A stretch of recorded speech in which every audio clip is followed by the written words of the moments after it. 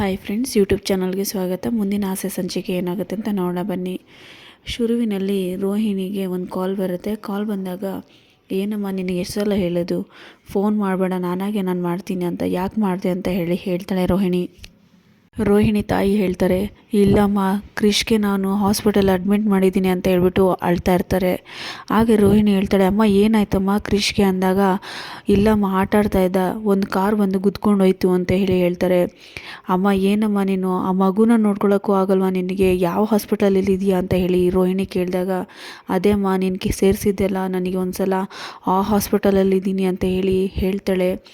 ಆಗ ರೋಹಿಣಿ ಹೇಳ್ತಾಳೆ, ಅಮ್ಮ ನಾನು ಈಗಲೇ ಕೃಷ್ಣ ನೋಡಬೇಕು ಅಂತ ಹೇಳಿದಾಗ, ನಾನು ಬರ್ತಿದ್ದೀನಿ ಅಂತ ಹೇಳ್ತಾರೆ. ಈಗಲೇ ಬರಬೇಡ ಅಮ್ಮ ಅಂದಾಗ, ಯಾಕಮ್ಮ ಏನಾಯಿತು ಅಂತ ರೋಹಿಣಿ ಕೇಳ್ತಾಳೆ. ಆಗ ಇಲ್ಲ ಅಮ್ಮ, ಇಲ್ಲಿ ಮೀನಾ ಸೂರ್ಯ ಇಬ್ಬರು ಕೂಡ ಇದ್ದಾರೆ ಅಂತ ಹೇಳ್ತಾರೆ.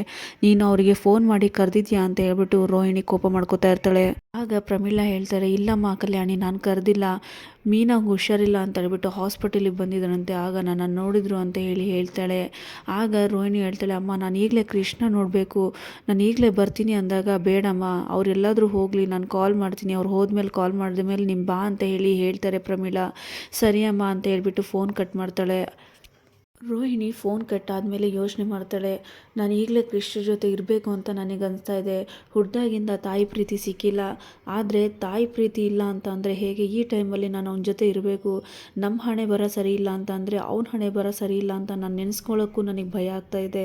ನಾನು ಅವನ ಜೊತೆ ಇರಬೇಕು, ಏನು ಮಾಡೋದು ಅಂತ ರೋಹಿಣಿ ತುಂಬಾ ಯೋಚನೆ ಮಾಡಿಕೊಂಡು, ದೇವರೇ ನೀನೇ ಕಾಪಾಡು ಅಂತ ಹೇಳ್ಬಿಟ್ಟು ಅವಳು ಯೋಚನೆ ಮಾಡ್ತಾ ಇರ್ತಾಳೆ. ಅದೇ ಟೈಮಲ್ಲಿ ಮನೋಜ್ ರೋಹಿಣಿ ಬಾಯಿಲಿ ಅಂತ ಹೇಳ್ಬಿಟ್ಟು ಕಸ್ಟಮರ್ ಇದ್ದಾರೆ ಬಾ ಅಂತ ಕರೀತಾರೆ.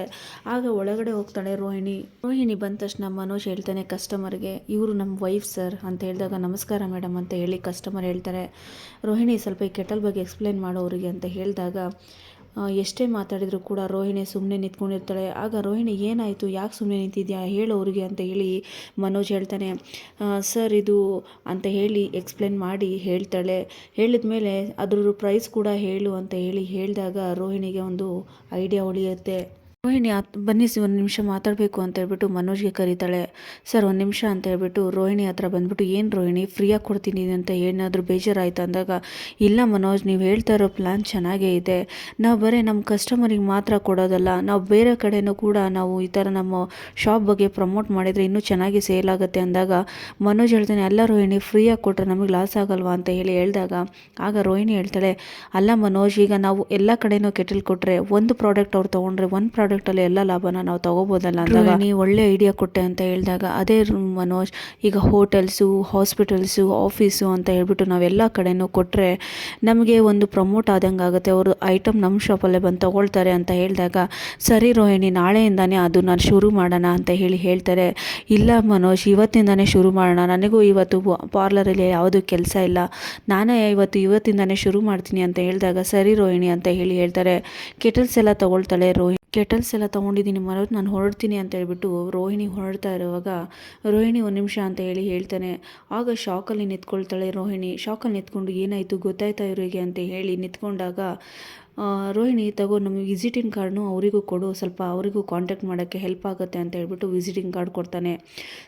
ಸರಿ ಇದಾ ಅಂತ ಹೇಳ್ಬಿಟ್ಟು ಸ್ವಲ್ಪ ಕೂಲ್ ಆಗಿಬಿಟ್ಟು, ಸರಿ ಮನೋಜ್ ನಾನು ಹೊರಡ್ತೀನಿ ಅಂತ ಹೇಳ್ಬಿಟ್ಟು ಅಲ್ಲಿಂದ ಹೊರಟೋಗ್ತಾಳೆ ರೋಹಿಣಿ ಹಾಸ್ಪಿಟಲ್ ಬಂದುಬಿಟ್ಟು ICU ಹತ್ರ ಬಂದು, ಸರ್ ಇಲ್ಲಿ ಮ್ಯಾನೇಜರ್ ಎಲ್ಲಿದ್ದಾರೆ ಅಂತ ರಿಸೆಪ್ಷನಲ್ಲಿ ಕೇಳಿದಾಗ, ಅಲ್ಲಿದ್ದಾರೆ ನೋಡಮ್ಮ ಅಂತ ಹೇಳ್ತಾರೆ.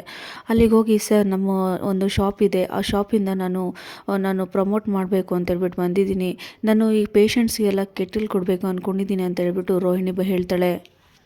ಮ್ಯಾನೇಜರ್ ಕೇಳ್ತಾರೆ, ಅದು ಕೆಟಲೆಲ್ಲ ಒಳ್ಳೆ ಕ್ವಾಲಿಟಿ ಇದೆನಮ್ಮ ಅಂತ ಹೇಳಿದಾಗ, ಹೌದು ಸರ್ ಅಂದಾಗ, ಸರಿ ಕೊಡಿ ಹೋಗಿ ಅಂತ ಪರ್ಮಿಷನ್ ಕೊಟ್ಟಾಗ, ಒಂದೊಂದೇ ವಾರ್ಡಿಗೆ ಹೋಗಿ ಒಂದೊಂದೇ ICUವಲ್ಲಿ ಒಬ್ಬೊಬ್ಬ ಪೇಷಂಟಿಗೆ ನೋಡ್ತಾ ಇರ್ತಾಳೆ. ಅಲ್ಲಿ ಕ್ರಿಶ್ ಸಿಗ್ತಾನ ಅಂತ ಹೇಳ್ಬಿಟ್ಟು ಸರ್ಚ್ ಮಾಡಿಕೊಂಡು ಒಂದೊಂದು ಕಡೆಯಿಂದ ಕೊಟ್ಕೊಂಡು ಬಂದಾಗ, ನೆಕ್ಸ್ಟ್ ಇನ್ನೇನು ಕ್ರಿಶ್ ಹತ್ರ ಹೋಗಬೇಕು ಅನ್ನೋ ಟೈಮಲ್ಲಿ ಸೂರ್ಯ ಮೀನಾ ಇಬ್ಬರು ಕೂಡ ಆಪೋಸಿಟಾಗಿ ಬರ್ತಾರೆ. ಏನು ರೋಹಿಣಿ ನೀನು ಇಲ್ಲಿ ಅಂತ ಕೇಳಿದಾಗ, ಪೌಡ್ರಮ್ಮ ನೀವೇನು ಇಲ್ಲಿ ಅಂತ ಹೇಳಿದಾಗ, ಇಲ್ಲ ಸರ್ ನಾನು ಕೆಟಲ್ನ ಕೊಡೋಕೆ ಬಂದಿದ್ದೆ, ನಮ್ಮದು ಶಾಪ್ ಪ್ರಮೋಟ್ ಮಾಡೋಕ್ಕೆ ಅಂತ ಹೇಳಿದಾಗ, ಸೂರ್ಯ ಹೇಳ್ತಾನೆ, ಏನು ಪೌಡ್ರಮ್ಮ ನಮ್ಮ ಶಾಪ್ನ ಬರ್ಬಾದ್ ಮಾಡಬೇಕು ಅಂತ ಕೂತಿದೆಯಾ, ಎಲ್ಲ ಫ್ರೀಯಾಗಿ ಕೊಟ್ಟು ಅಂದಾಗ, ಇಲ್ಲ ಕೆಟಲ್ ಕೊಟ್ಟರೆ ನಮಗೂ ಹೆಲ್ಪ್ ಆಗುತ್ತೆ, ಒಳ್ಳೆ ನಮಗೂ ಶಾಪಲ್ಲಿ ಒಳ್ಳೆ ಬಿಸ್ನೆಸ್ ಆಗುತ್ತೆ ಅಂದಾಗ ಒಳ್ಳೆ ಐಡಿಯಾ ಅಂತ ಹೇಳ್ಬಿಟ್ಟು ಸೂರ್ಯ ಹೇಳ್ತಾನೆ.